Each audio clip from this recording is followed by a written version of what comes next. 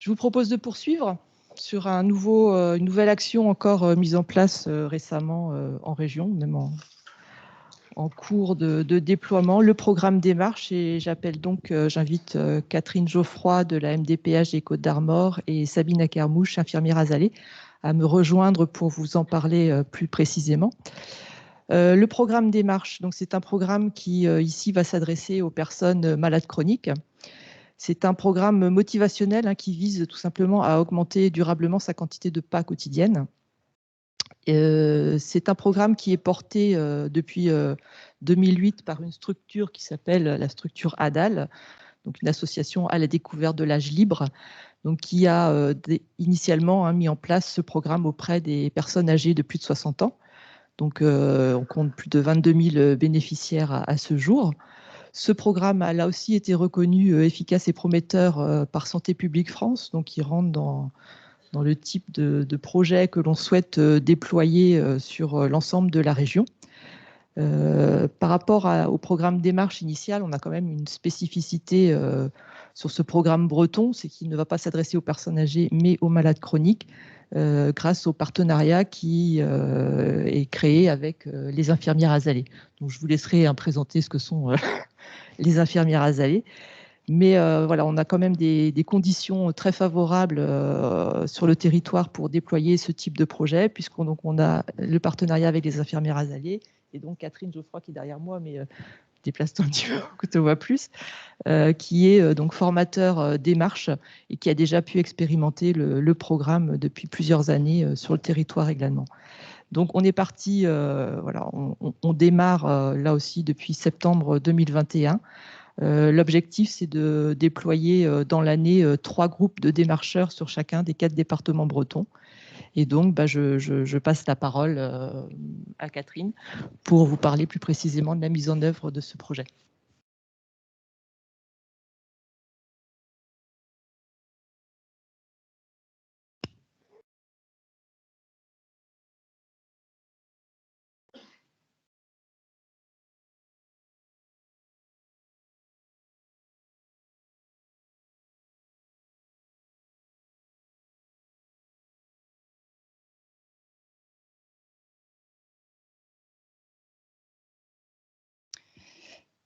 Merci Hélène, bonjour à tous et toutes. Donc, je suis ravie de vous présenter ce programme là qui se développe de plus en plus en Bretagne, qui se développe naturellement beaucoup aussi en France, notamment dans la région parisienne d'où il est issu, et je ne sais plus comment ça s'appelle, en région Rhône-Alpes, voilà, Rhône-Alpes-Auvergne. Donc ce programme, il est porté, comme l'a dit Hélène, par une association qui s'appelle l'association ADAL, qui est une association donc basée sur Paris. ADAL, ça veut dire à la découverte de l'âge libre. Donc c'est une association qui œuvre uniquement et spécifiquement sur tout ce qui est du domaine de la prévention. Le programme Démarche est l'une de leurs actions, une de leurs actions phares sûrement. Donc l'association ADAL aussi, pour vous la préciser, c'est à peu près 6 ou 7 salariés basés sur Paris, et la majorité des membres sont des personnes bénévoles qui travaillent pour faire avancer la prévention. Donc ce sont des gens qui sont issus du milieu médical, du milieu médico-social, du sport, et donc toutes ces personnes-là travaillent en permanence, réfléchissent énormément pour créer de nouveaux supports, dont le programme Démarche, qui existe depuis presque le début de l'association, donc c'est-à-dire 1992. Donc vous voyez, il y a un petit peu d'existence derrière. Donc moi, je vais vous parler uniquement du programme Démarche, et après, Sabine vous parlera de ce que nous mettons en place avec des infirmières à Zalé. Donc le programme Démarche, c'est une invitation à augmenter son nombre de pas au quotidien. C'est uniquement ça, c'est pas de la randonnée, c'est de la marche. C'est un programme, donc bien sûr, vous en doutez, puisqu'on est là, c'est un programme de lutte contre la sédentarité, c'est motiver les personnes pour prendre de nouvelles habitudes de vie. Et on s'adresse à un public en général, moi je vous parle en général, à un public sédentaire, inactif, éloigné socialement. Et surtout, c'est un public qui ne sait plus comment faire pour se mettre à bouger, parce qu'il y a quand même énormément de personnes qui souffrent de cette gêne qu'ils ont actuellement, qui n'osent pas faire un premier pas vers une association. Alors nous, on intervient, voilà, on essaie de les aider, de les motiver, et on y arrive assez bien d'ailleurs. Donc ce programme, ça permet de prendre sa santé en main de façon autonome. C'est prendre sa santé en main de façon autonome. Ça ne se rencontre pas souvent et c'est un super outil qu'on a mis en place pour justement les gens se lancent enfin. Alors, ce programme démarche, classiquement, il se développe sur 3 mois avec 3 interventions. C'est important de le savoir parce que généralement, quand on se développe sur un territoire, on a toujours des associations sportives qui viennent un petit peu taper à la porte, des mairies notamment, en disant oui, mais nous, on est là, on existe, vous arrivez, le programme démarche, une nouvelle association. Non, non. Nous, on n'est que de passage. On a 3 mois ou plus. Tout dépend le projet du financeur et le projet du porteur local. Mais en tout cas, nous, on est là. On n'est pas là pour s'installer dans la durée. Ce programme démarche, donc, le premier temps, c'est un temps de formation initiale qui s'adresse en général à 15 personnes. On ne va pas au-delà parce que sinon, on ne peut pas prendre vraiment le temps de s'occuper des personnes. Et ce premier temps formation est basé sur des notions de prévention, de santé, de qualité du pas. Et puis surtout, on essaie de les motiver, enfin, on les motive pour prendre de nouvelles habitudes de vie. Pour cela, on utilise un kit démarche. Le kit démarche, l'outil principal, c'est le podomètre. Le podomètre qui va leur être remis et qu'ils vont le garder définitivement. Mais on ne va pas l'utiliser dans sa version randonnée, on va l'utiliser comme outil de santé qu'ils vont utiliser tout le temps. Mais je vais vous développer la chose tout à l'heure. On leur donne aussi un livret pédagogique et on leur permet d'accéder à un espace numérique qui va leur permettre de visualiser leurs pas sur un écran et aussi de participer à des challenges virtuels. Les 2 temps suivants, c'est 2 temps d'accompagnement qui sont distants chacun de 1 mois, que l'on travaille avec les partenaires locaux. Donc ce programme s'appuie sur 4 points essentiels. C'est l'apport de connaissances de manière simple et accessible. Désolé pour la faute sur accessible, mais bon, ça arrive de temps en temps. Le podomètre, sous la responsabilité du démarcheur, donc je vous le disais, il est donné définitivement. Et la particularité justement, c'est que ce podomètre, ils vont le porter toute la journée. On va utiliser tous les pas de la journée. En fait, ce qu'on va comptabiliser par ce podomètre, c'est le nombre de mouvements qui vont être faits. Et comme le mouvement, pour le calculer, il fallait bien trouver quelque chose, on a pris le pas. On utilise aussi le site internet qui est dédié à la personne et le groupe. La notion de groupe, donc 15 personnes, ça fait un groupe sympathique avec lequel on va pouvoir vraiment travailler. Et ce groupe, sa fonction, c'est aussi d'être moteur, de se rassurer les uns les autres. Et on utilise énormément pendant les 3 temps de formation cette notion de groupe pour sécuriser les personnes qui sont là et qui ne sont pas forcément très à l'aise. Parce que c'est quand même pas facile de se retrouver dans un groupe et de se dire « je suis là parce que je ne suis pas capable de me mettre en mouvement ». Ça peut avoir un aspect culpabilisant. Et on fait tout justement et avec le groupe pour que les gens se sentent au mieux. Alors, le but du jeu, c'est d'adopter de nouveaux comportements. C'est comprendre aussi pourquoi c'est important de bouger. Je fais énormément de formations et je suis toujours autant surprise de voir comment le mot sédentarité et inactivité, ces 2 mots sont complètement inconnus des personnes. Le sens donné, non, il n'existe pas. Ils sont perdus par rapport à ça. Prendre sa santé en main tous les jours et à partir de chez soi. Ça aussi, hein, c'est intéressant. Je n'ai pas forcément besoin tout de suite d'adhérer à une association. Je vais déjà me prendre en main toute seule avec mes proches. Et puis, vous connaissez bien le principe, hein, plus je me mets à bouger, plus j'ai envie de le faire. Le podomètre est là, justement, par le phénomène de biofeedback pour encourager encore plus à bouger. Et bien, la suite, il y a une suite, hein, parce que, comme je vous l'ai dit tout à l'heure, on est là que peu de temps. La suite, c'est justement amener les personnes à aller vers une association sportive. puisque là, quand ils sortent du programme, ils sont dans une dynamique de mouvement, alors on en profite. On invite des associations locales à venir se présenter leur activité pour que peut-être les gens y adhèrent. Il y a aussi des associations qui créent, des groupes qui créent leur propre association et qui mettent en place des activités en interne. Il y a aussi des actions qui peuvent être construites avec les collectivités. Un exemple, on peut utiliser ce groupe, par exemple, pour que la commune vérifie que ses trottoirs sont accessibles, que des bancs sont bien positionnés. Donc, il y a plein de possibilités. Et puis aussi, ce groupe, comme il est rentré dans cette dynamique de mouvement et de mieux-être, il a des demandes sur l'alimentation, sur le sommeil. Enfin, c'est quelque chose qui se construit avec ce groupe qui est sorti, là, qui a envie de faire plein de choses. En fait, le programme des marches, c'est ça qui est intéressant aussi, parce qu'on n'est jamais dans la même configuration. On arrive sur un territoire, on a 15 personnes, il va se passer des choses avec ces personnes, mais au départ, on ne sait pas du tout ce que c'est. On ne sait pas du tout où ça va nous amener, mais c'est quelque chose de très agréable, mais il se passe toujours quelque chose derrière, de toute façon. Donc, c'est un programme qui est adaptable à tous les publics, aux différents projets du territoire.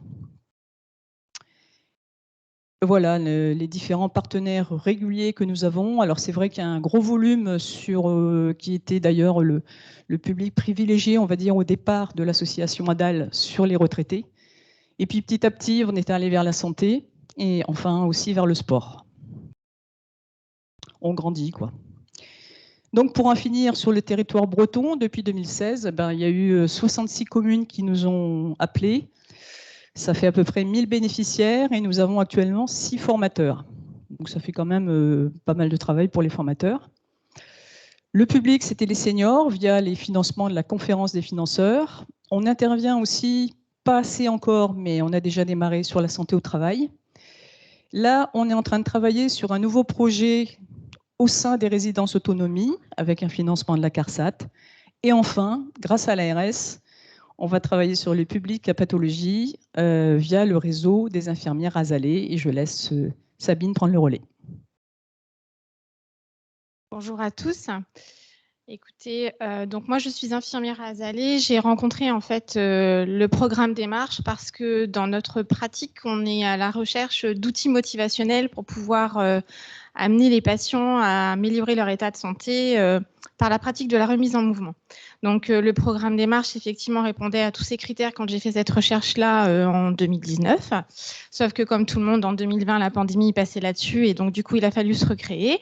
Et j'ai pu effectivement participer à ce travail et encore une fois, ce partenariat et ce nouveau partenariat. Et là, je représente un petit peu mon travail, mais également aussi une innovation, encore une fois, dans peut-être une réponse, on va dire, à amener les personnes à l'activité physique, un bien grand mot qui fait même très, très peur. Donc, l'objectif de ce projet, de cette expérience pour l'ARS, c'est également d'évaluer en fait du coup ce travail coopératif qui amène les personnes à la santé globale. On parle de patients, de citoyens, de bénéficiaires. Je voulais vous présenter rapidement ce que c'était qu'une infirmière Asalée. C'est donc une coopération entre deux entités, donc deux corps de métier, les médecins généralistes des cabinets de ville et donc des infirmières qui coopèrent et on signe un protocole de coopération qui est donc reconnu par l'Agence régionale de santé, mais aussi par la Haute Autorité de Santé à travers 4 grands protocoles qui sont de prendre en charge des patients atteints de pathologies chroniques comme le diabète, mais également donc le dépistage et de la BPCO, la prise en charge, le sevrage tabac, et également aussi donc le dépistage précoce de l'enfant en surpoids, mais aussi tout ce qui est donc repérage des troubles cognitifs. Et j'en oublie un 4e, pardon, c'est pas bien. Mais en tout cas, je vous encourage vivement après à revenir à voir si vous avez d'autres questions sur ce dispositif. Voilà. Je voulais aussi faire un petit point sur ce que c'était qu'effectivement les grandes responsabilités de l'infirmière, parce que quelquefois, certaines personnes peuvent éventuellement se poser la question, qu'est-ce qu'elle vient faire là, l'infirmière? En fait, qu'est-ce qu'elle fait comme travail dans le cabinet médical? En fait, on va dire que fondamentalement, selon le code de déontologie, une infirmière, elle promeut la santé, elle prévient la maladie, elle est là pour rétablir la santé, elle soulage aussi la souffrance et elle promeut une mort digne. Donc, on peut aussi également coordonner, si une infirmière s'empare de cette compétence, des prestations avec d'autres professionnels de santé et des groupes qui travaillent dans des domaines connexes. Ce qui veut dire que le sport et la santé, aujourd'hui, je crois qu'il me semble que c'est un peu connecté, je crois. Voilà. Je voulais vous parler également un petit peu de la mise en œuvre du projet, comment ça s'articule en fait au cabinet. Eh bien, c'est vrai que moi, j'ai des bénéficiaires, des patients, en effet, mais j'avais aussi un gros réseau d'associations sportives. Et là, quand les patients sont donc dans la remise en mouvement et dans la pratique de l'activité physique, l'objectif quand même, c'est de les amener vers l'autonomie. Et je leur propose quoi? Et je les envoie vers qui? Donc, c'était déjà aussi, et encore une fois, dans ce projet, c'est de faire voilà, un relevé de ce qui existe, vers qui vous pouvez aller si vous avez besoin. Et d'être un peu plus fin, effectivement, vous voyez, il y a aussi un relevé des groupes. Voilà, ça va permettre de nourrir un peu l'évaluation de cette innovation et de cette expérience. On travaille un peu quand même derrière aussi, en plus que d'être sur le terrain, à marcher avec des personnes qui en ont besoin. Sur le territoire breton, donc du coup, c'est pareil, c'est quelque chose de nouveau qui se met un petit peu en place. Donc, 4 départements bretons sont donc représentés par des équipes Asalée, en partenariat avec le programme Démarche, mais également donc avec l'Agence régionale de santé. Et ça demandera un petit peu de travail supplémentaire, si on veut dire, à l'infirmière. Mais en revanche, normalement, une infirmière, elle est censée aussi évaluer son travail à un moment donné pour pouvoir améliorer ses compétences si elle le souhaite. Et ce n'est pas une obligation aux équipes Asalée d'introduire ce partenariat, mais en tout cas, voilà, on forme un petit peu aussi... Pardon, j'ai appuyé trop vite. Et du coup, voilà. En fait, si vous voulez, c'est quelque chose qui se met en place, qui est nouveau encore une fois. Donc, Catherine et moi, on est sur le terrain. C'est nous qui faisons, en fait, on partage un petit peu ce partenariat avec d'autres équipes Asalée qui souhaiteraient éventuellement participer à cette action sur le territoire, qui tend à se développer sur toute l'année prochaine et l'année suivante et peut-être les autres.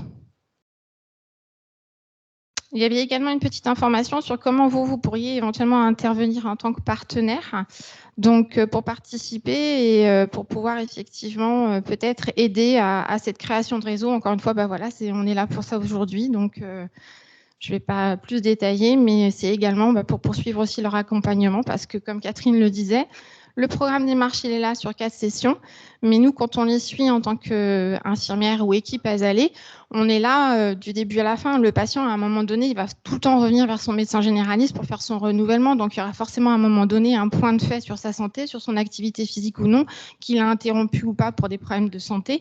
Donc ça, c'est vrai que ça fait partie aussi peut-être du travail qui sera à mettre un peu en lumière sur qu'est-ce qu'ils sont devenus en fait. Je voulais vous partager un petit peu ce que j'avais moi vécu. C'était surtout que cet outil m'avait permis d'affermir ma pratique d'éducation thérapeutique, qui est quand même la base de la pratique de l'infirmière Asalée, et de pouvoir développer, améliorer aussi mes compétences, de découvrir aussi effectivement la possibilité que j'avais, moi, dans ma pratique infirmière, de pouvoir affermir aussi, on va dire, le respect des recommandations des grandes instances, auxquelles effectivement je fais référence et je ne serai pas diplômée d'État sinon. Donc, en fait, voilà. Et encore une fois, je trouve ça extrêmement dynamisant, même si c'était une première fois devant tout ce petit monde et que j'ai ma petite voix qui déraille un peu, pardon. Toujours très impressionnant avec le micro. Voilà, en tout cas, je vous remercie. Si vous avez des questions, n'hésitez surtout pas. À vous la parole.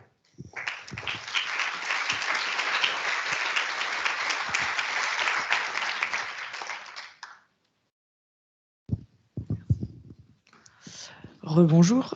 J'ai une question sur le programme Démarche. J'encadre un groupe de marche et je trouve que les personnes que j'encadre sont vraiment obsédées justement par leur nombre de pas qu'elles effectuent par jour, les distances qu'elles effectuent tous les jours. Et je me demande si ça peut pas, à terme, avoir des effets un peu négatifs. Sûrement. Alors, nous, sur le programme, on parle vraiment des capacités de la personne. C'est, pour vous dire, c'est la première session, c'est la personne qui va fixer son nombre de pas qu'elle veut faire par jour. Après, on le fera évoluer vers le haut ou vers le bas, puisqu'on se revoit un mois après, donc on pourra déjà faire une évaluation.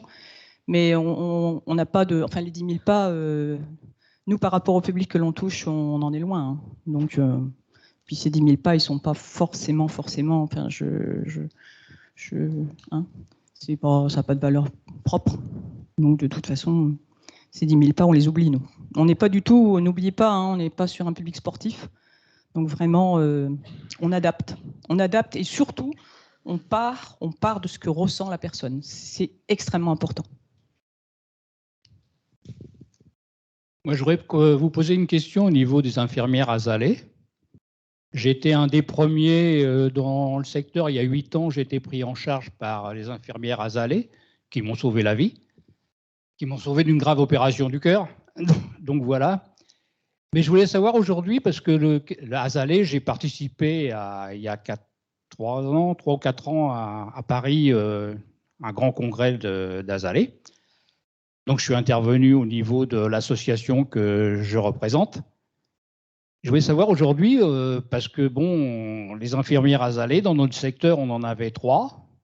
On n'en voit plus, on n'entend plus parler. Et les médecins, il n'y a aucun médecin qui envoie des patients vers les infirmières azalées. Voilà, je ne comprends pas bien du tout. C'était une bonne démarche. Ça a très bien marché dans notre secteur, car elles nous ont aidés à monter cette association de sport santé. Et puis voilà, aujourd'hui, c'est le néant. Et donc, du coup, quelle est votre question? Vous disiez… Qu'est-ce que devient ces infirmières azalées? Parce qu'on n'en a plus dans notre secteur. D'accord. Et les médecins n'envoient jamais vers les infirmières azalées. Donc, du coup, il n'y a plus du tout d'infirmières azalées sur votre secteur, c'est ce que vous êtes en train de dire. Elles sont parties du cabinet médical, c'est ça? Alors, il y avait dans notre secteur, la région du Penthièvre, dans les Côtes-d'Armor, il y avait 2 médecins qui envoyaient vers les infirmières azalées. Ils étaient 2. Aujourd'hui, il y en a qui est parti en retraite, donc il n'y en a plus qu'une qui envoie. Mais bon, les infirmières, on n'en voit plus parce qu'elles nous ont aidés à marcher, elles ont développé. Et aujourd'hui, les infirmières, il n'y en a plus, on n'entend plus parler. Alors, ce que je disais comme tout à l'heure, c'est qu'une infirmière azalée, elle ne peut pas travailler toute seule, elle est forcément en coopération avec un médecin généraliste. La réponse à laquelle je peux peut-être répondre, c'est qu'en effet, il y a déjà un des médecins généralistes qui est parti à la retraite. C'est vrai que c'est difficile aujourd'hui, comme vous le savez, d'avoir des remplaçants. Donc forcément, l'infirmière azalée, qu'est-ce qu'elle est devenue? Je ne peux pas vous dire. On est un peu plus de 50 équipes azalées, si je ne me trompe pas, sur toute la Bretagne. Moi, je suis arrivée dans le Morbihan, j'étais la numéro 3 il y a 5 ans. On est maintenant 25 déjà juste dans le Morbihan, équipe azalée. Donc c'est un dispositif qui est aussi innovant en fait pour les équipes médicales et paramédicales. Et encore une fois, vous voyez, c'est tellement vaste aussi que quelquefois, peut-être aussi que les infirmières, elles font autre chose aujourd'hui, mais je comprends, peut-être qu'est-ce que vous devenez, quoi. C'est ça, peut-être votre question aujourd'hui, je ne sais pas. C'est où elles sont. La question, c'est qu'Azalée, parce que bon, comme j'ai découvert Azalée au congrès qu'il y avait à Paris, donc pour moi, disons, ça serait on peut faire évoluer. À l'époque, on demandait plus de 1000 infirmières sur le secteur il y a 3-4 ans, là. Donc aujourd'hui, on voit, ça devient un désert. Ça devient un désert. Quand vous en avez 3, vous aviez la responsable, une responsable qui était quand même une responsable infirmière qui était sur le secteur et qui en a formé, et qu'aujourd'hui, on ne voit plus personne. Voilà, c'est ça. Comme au niveau de l'ARS, j'avais demandé au docteur Chat de faire une réunion chez les médecins pour expliquer, parce que donc, si vous voulez, les médecins ne comprennent pas quand on envoie sur une association que la personne est formée sport santé. Donc pour eux, ça ne correspond pas. Donc il manque de formation dans le domaine médical. Voilà. Pour répondre à votre question, moi je suis éducateur sportif dans les Côtes-d'Armor et je travaille avec une maison de santé sur Bréant. Donc pour répondre au monsieur qui est du Penthièvre, donc il y a un cabinet à Bréant avec une infirmière azalée. Si vous en recherchez une, je pense qu'elle sera ravie peut-être de vous rencontrer. Voilà, c'est une maison sport santé avec kiné, médecin, sophro. Enfin il y a tout un dispositif qui est en train de se monter et donc il y a des infirmières azalées là-bas. Comment elles sont répertoriées? Est-ce qu'il y a un annuaire? Est-ce qu'il y a un moyen moi, je ne sais pas. Comme je travaille avec la maison de santé en question, je sais qu'il y a un cabinet et donc une infirmière azalée qui reçoit. Après, peut-être sur Internet ou autre. Mais en tout cas, c'était pour rebondir sur le Penthièvre. Il y a bien des infirmières azalées dans le coin. Il faut le trouver. Voilà. Merci. Si les questions sont terminées, on avait juste une petite chose à à vous demander. Devant le succès grandissant de ce programme, nous recherchons des formateurs pour qu'ils deviennent des formateurs démarches. Donc, n'hésitez pas à nous contacter tout à l'heure pendant le repas. Voilà. Ah, si, Charlène.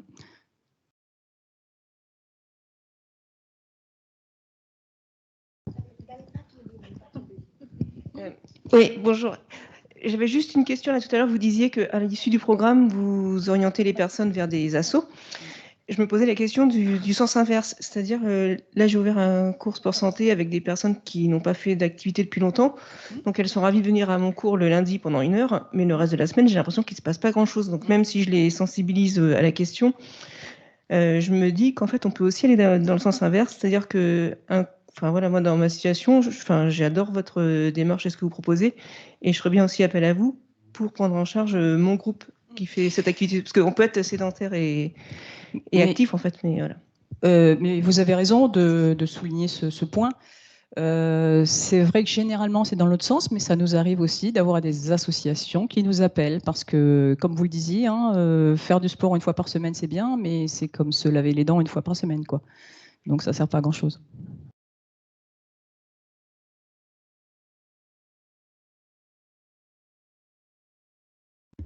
Merci.